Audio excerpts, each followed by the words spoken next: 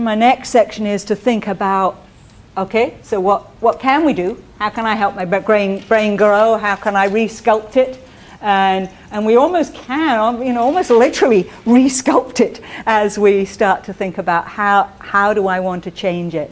And it's not instant, but it really is. It's a little bit like, I think of it as being like a pathway through the woods. And you know how if that path keeps getting followed, after a while it dips, you know, there's no growth there, it gets really entrenched. So we have to start new pathways, and it's hard. We keep sliding back into the old pathways until we get the new pathways really well practiced. But before we move into the section of really thinking more about, well, what can we do to re-sculpt, let's actually do something to just change our own brains. So at this moment, let's we'll take a brain break. And so I encourage you to either close your eyes or just, it may feel more comfortable for you to just sort of look down, but sort of stop taking in me and the room and just let yourself go inward, and we'll take a little brain break. So either you might remember a place that has just really nurtured you. Maybe it's on the beach, or maybe it's in the woods, or where's a place where you just feel, this relaxes me, this takes care of me. So there may be a real place, or you may want to imagine a place. It could be outside, it could be inside, maybe it's in the most comfortable bed with a huge comforter over you. But just take yourself quietly to a place that just gives you comfort. And bring it into being for yourself as much as you can. So notice what you hear in that place, and imagine yourself hearing it. Notice what you see in that place, and imagine yourself seeing it. Notice what you smell, what you taste, the textures you touch. And just let your breath be as deep and easy, and just take in that place. Try and take it in with every sense that your imagination can bring you.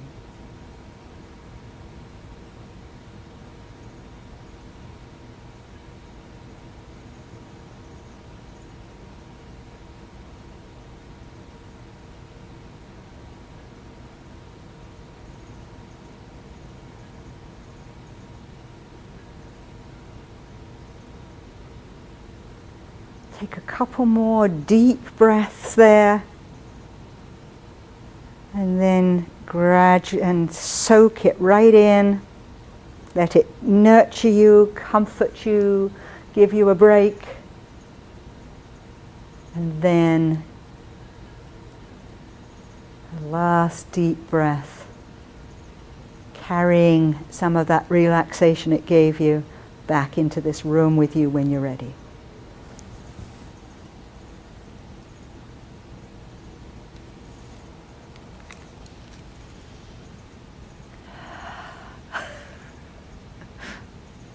Did you go there? Momentarily. Didn't give you quite enough time, perhaps, to really fully get there. It started coming down. You could feel yourself beginning to come down? Yeah, it just took me a while. Great. Yeah. Anybody else? Did you go somewhere? Oh yes, there's some smiles. And there's some mellower looks. So we do literally change our brain when we do something like that. We do, and the more we do it and the longer we do it, we could do that, could literally work for 15 minutes and then do that for 5. And it might help us to actually stay in a place. If we're somebody who's on huge alert, that might allow us to keep our brains working, because it puts us into a different place. So we're going to do a little bit more now about how we can really sculpt our brain. What can we do? So the first thing we can do is we can actually tell new stories. You wouldn't believe it really, but the stories we tell also actually help to carve those pathways through the brain. Every time we tell a story again about this is what I'm like, I'm somebody who, we do actually make those pathways a little stronger. So if we're working with folks who are continually, even if internally are not saying it out loud, feeling stupid, wrong, can't do it, really, there I go again, then they are helping themselves carve that pathway stronger.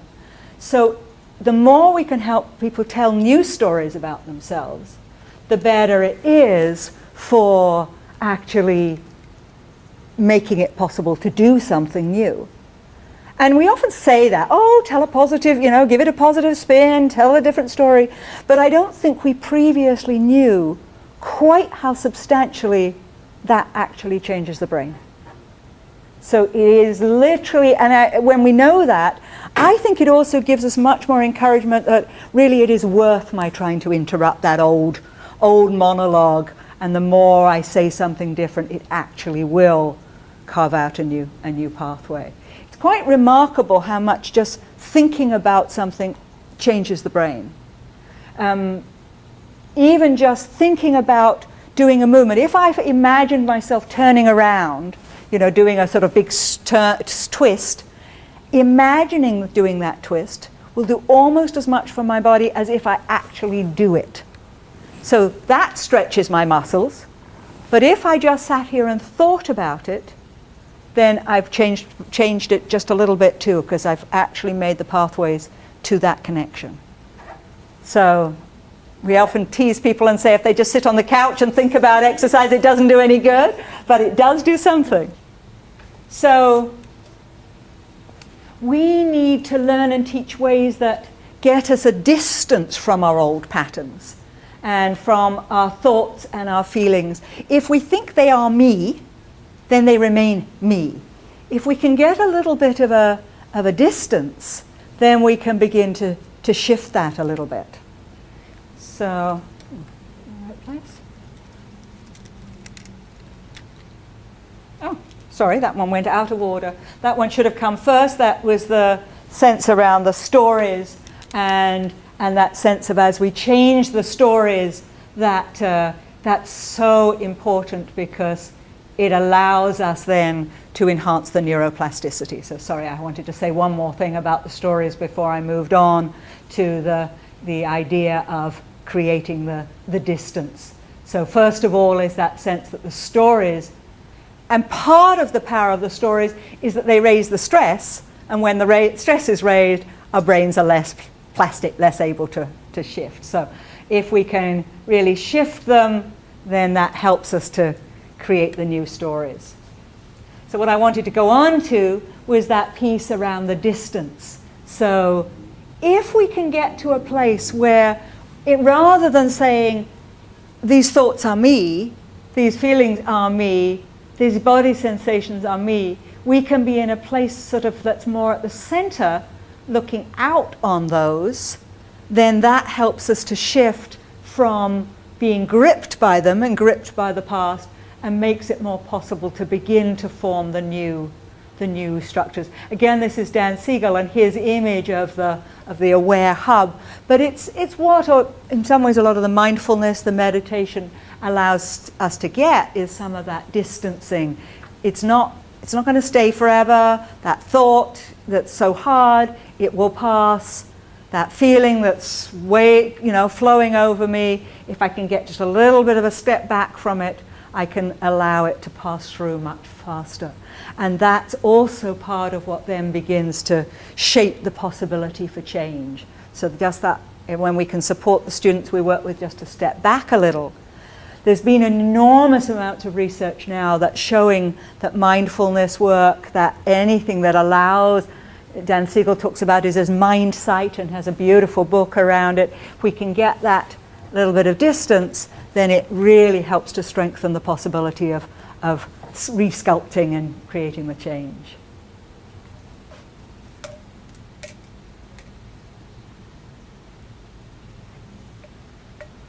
So we really enhance neuroplasticity when we are helping with that shift.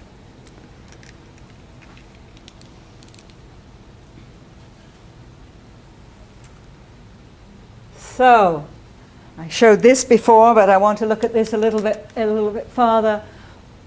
When we are trying to work with somebody and support them around the brain changing, it's really helpful to recognize that chaos place from the original river picture is here. It's at the top of the graph.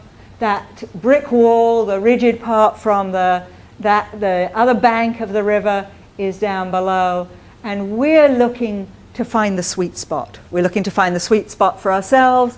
We're looking to support students to find the sweet spot. If we're not helping them find the sweet spot, we may be putting a whole lot of effort into teaching when there's actually no blood supply and it's not really very helpful. So we need to support students, not only trying to offer things that help them to get into that sweet spot, but also helping them to understand for themselves so that they can offer themselves things that will help them get into the sweet spot. So we're going to try a few things that might help us get into the sweet spot next. So try one of the key things we might want to do is we need to try to deal with the stress, remembering that the stress is giving us all this cortisol and adrenaline that's giving us energy. It's getting us ready to fight. It's getting us ready to flee. And it's flowing through our bodies, our students' bodies. So we need to find a way to release it. So one thing we can do, it's not easy just to try and go straight into relaxation if you're really wired up. It's helpful to play with sort of ups and downs to get it back under control. So we're going to try a way of doing it. So I want to encourage you to stamp your feet and bang the table, and I'm going to be like the director, sending us up with the sound and down with it again. So try it. Let's see how much noise we can make together and see if we can really make a lot of sound together. And let it go up and up and up and up and up and up and up. And then bring it gradually, gradually, gradually, gradually, gradually, gradually down again. Let's go up again.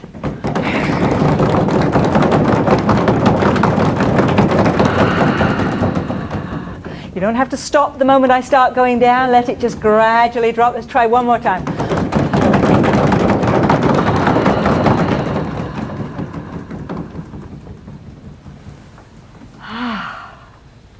Now, if you were already feeling calm, that may have upped your energy some. If you were somebody who was really right up, playing with bringing up and down actually helps to learn that ability to regulate it. Because part of what's happened, as I said, it's like the thermostat turned up high. You can't just turn it down. It's like you've got to get a hold of it in some ways to bring it down and bring it up again. What else do you think you might do to clear some of the cortisol and adrenaline, get to that place of calm, come back down from that top level? What else might you do that would get rid of some of that energy, that cortisol, that adrenaline that's racing through the body? Physical activity. Yes, any physical activity can really help. Depends on which one somebody enjoys, but literally anything that is a strong physical activity will release a lot of that, and will also begin to kick in those frontal lobes where analytical thinking goes. So folks who have had a lot of tough experiences, doing something strong physical before sitting down to try and do something that's you want your brain to be fully present can make all the difference in the world. I'll go for a 20-minute bicycle ride if I want my brain to work at its best. It's all it needs, and then it will be fully in gear in a whole different way. What else might you do? Relaxation or focus techniques. Yes, any of those sorts of things might work for somebody. Somebody else may have too much energy, but any sort of stepping down, relaxation things. Anything with sound can make a huge difference. Yes, so music of different sorts, and it will be different for different people. Somebody's calming music is somebody else's grating on their nerves music. Some person may need really loud, raucous music, and then bringing it down. Another wonderful one is if you drum, a whole bunch of pails and just drumming rather than us. We used our just ground and table, but drumming is very satisfying, and again that sense of make it loud, bring it soft.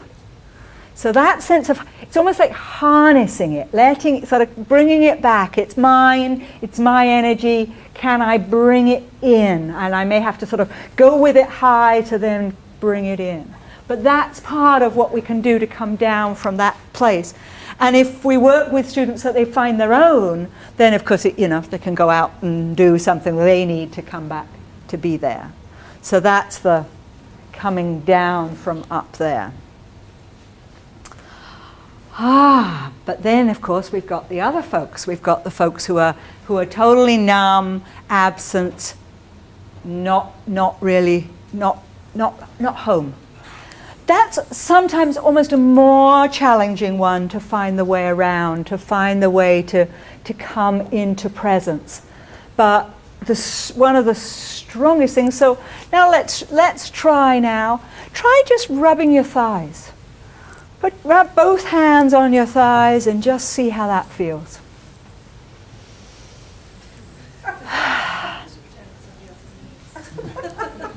How does it feel?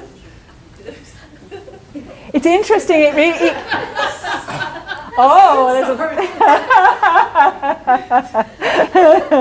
Seems to lead to some interesting reactions. It led to some hilarity, which is all good, because there is nothing like laughter to release some of the tensions.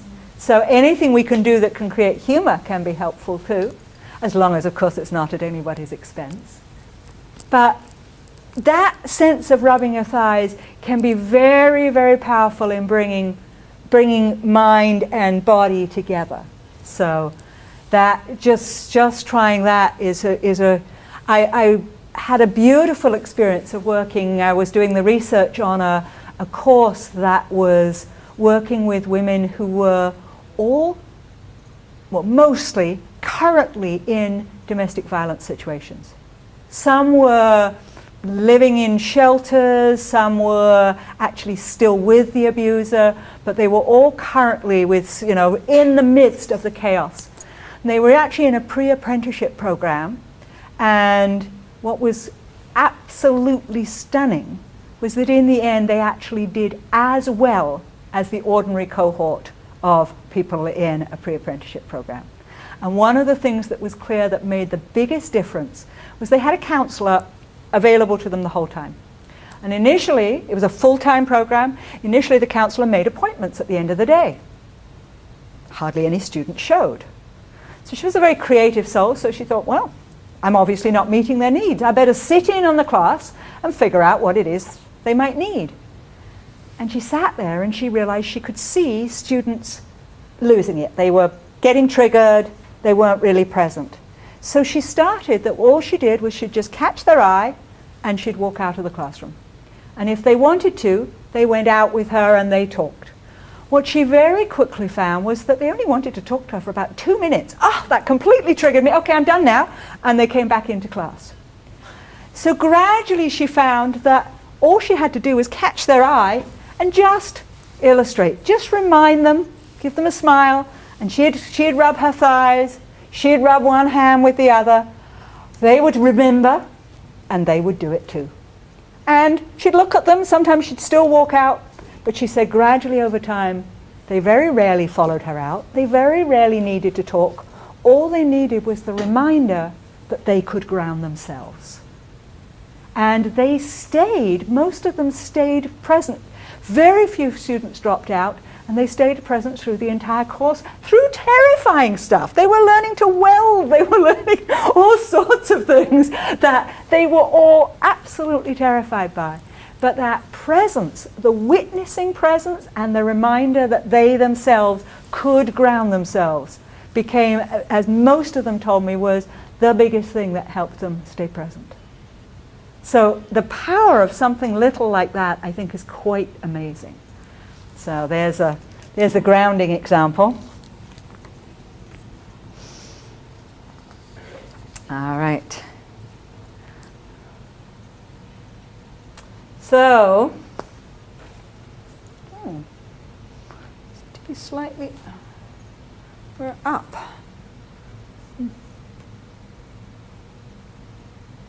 Something very strange has been happening to my slides. So right before we go there, what's going on with my system today? So they're the things I've just given us the examples of. Learn to calm the limbic system, the amygdala.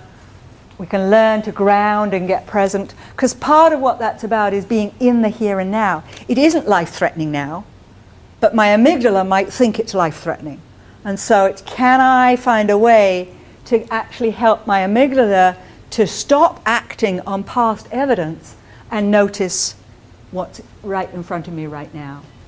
And it is connecting to the body that really helps to figure out what's needed. And so the challenge is that when we've been through trauma, most often we're very disconnected to body. And so part of what we're doing is supporting people to connect to body. And so breathing, mindfulness, and any sort of body work that works in your setting, yoga or tai chi or brain gym, it doesn't really matter. What matters is that it's something that helps to calm and connect to body, because then body tells us what is needed. Oh, I'm coursing with adrenaline, I'd better go for a walk and then I'll come back and then I can concentrate. Oh, no, I'm numb. All right, what do I need to get here? If we're disconnected from body, it's hard to get the messages, and so old patterns just stay and stay and stay.